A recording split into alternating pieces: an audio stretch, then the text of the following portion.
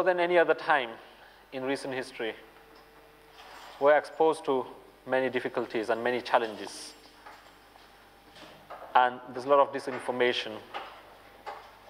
We need to try and overcome this to the best of our ability.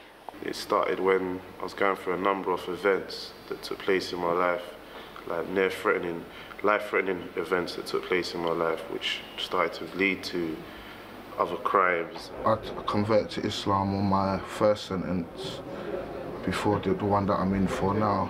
I've got some dawah meaning when someone gives you an insight into Islam.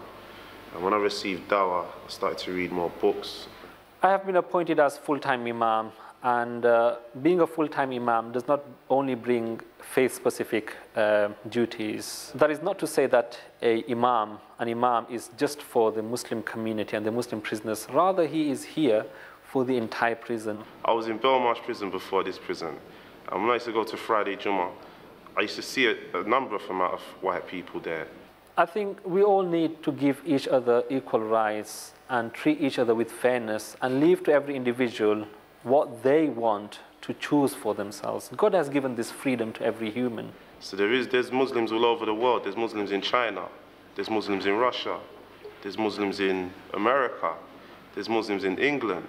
This freedom of choice is within a person. No one can change a person into a Muslim, or no one can take away a person from being Catholic or Anglican or person of any other faith.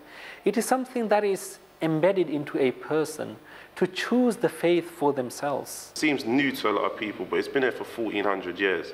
It's not a new religion. And a lot of people, they're just drawn to it. All different wins, we meet each other, and we all go to the chapel, and we on the other side of the chapel we got our bit for the Muslims. We have washing facilities. Prisoners who want to do the ablution, they perform the ablution. We have a prisoner who calls out the call to prayer.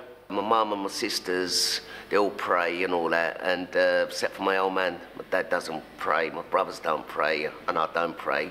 It's only when I'm in Brixton, when I come to prison, I'll start praying. We have a space here. We have what we may call confinement. And this gives us the opportunity to reflect on our lives. Being here today, in prison, it will get me more stronger on my deen, more looking into Islam more, and hopefully I can learn of my mistakes and better myself from them. There's no place better than prison, because a person is in confinement and a person has an opportunity to reflect on his past life. It's made me a more better person, and I look over things and I more understand certain things. Dearest respected brothers, Allah subhanahu wa ta'ala has gathered us in this place, and we will hopefully inshallah be fulfilling the objective of our creation, which is to worship and serve Allah subhanahu wa ta'ala. Basically, it's helped me calm down, stop me from being all silly and getting angry quick, and I tend to think about my reactions before I react. Growing up the way I grew up, until I found Islam, Islam's brought me peace within my heart. And I look into things differently, from a different perspective, and I'm more peaceful. When we say Islam as a faith, it's not only a religion, rather it is a way of life.